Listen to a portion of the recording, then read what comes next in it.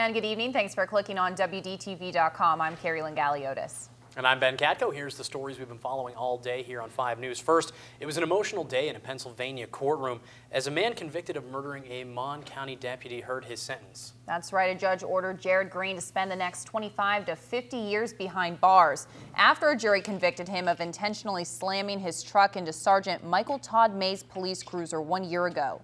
Now, Green was also found to be under the influence of drugs and alcohol at the time. Sergeant May's family, friends, and fellow law enforcement officers filled the courtroom today, and May's brother gave a heartfelt testimony.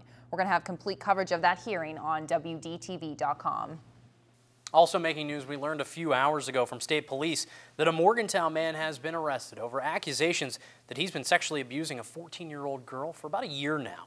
Police told us 33-year-old Greg McLucky is facing multiple sexual abuse and assault charges, and that more charges are pending in Marion County over the same girl as well as another victim. If you know, though, someone that may be a victim of child abuse or suspect that there is child abuse going on, call Sergeant Adam Scott with the State Police Crimes Against Children Unit at 304-367-2701.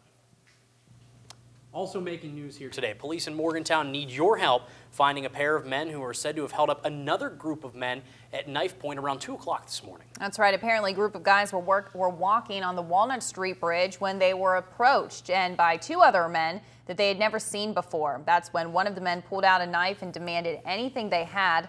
Luckily, they didn't take anything and no one was hurt. But here's a description of the two guys detectives are looking for.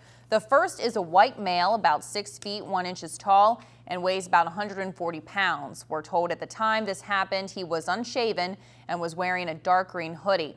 The second man was also white and about the same height. However, he had a little bit of a heavier build.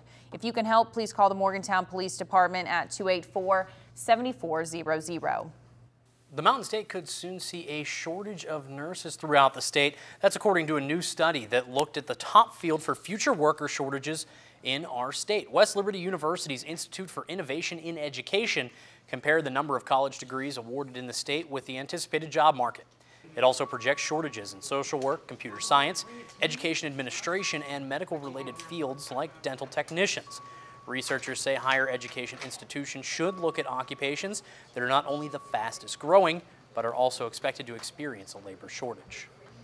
And first responders in Randolph County now have another way to make sure that they're ready for the emergency calls that come in. The 911 Center recently started using text alerts for all emergency workers in the county. The system will send a text message to them anytime there's a call, and that message will include the type of call, where it's at, and any other basic information that they have available. Officials in the county hope this can improve response times during emergencies. Pager would have went bad or something they didn't know about, they get it on their phone. Everybody has a cell phone. Everybody keeps their cell phone turned on. And I won't have an excuse as, well, I didn't hear my pager go off, Chief. So this is an extra for us to help us get get in there and get the calls answered.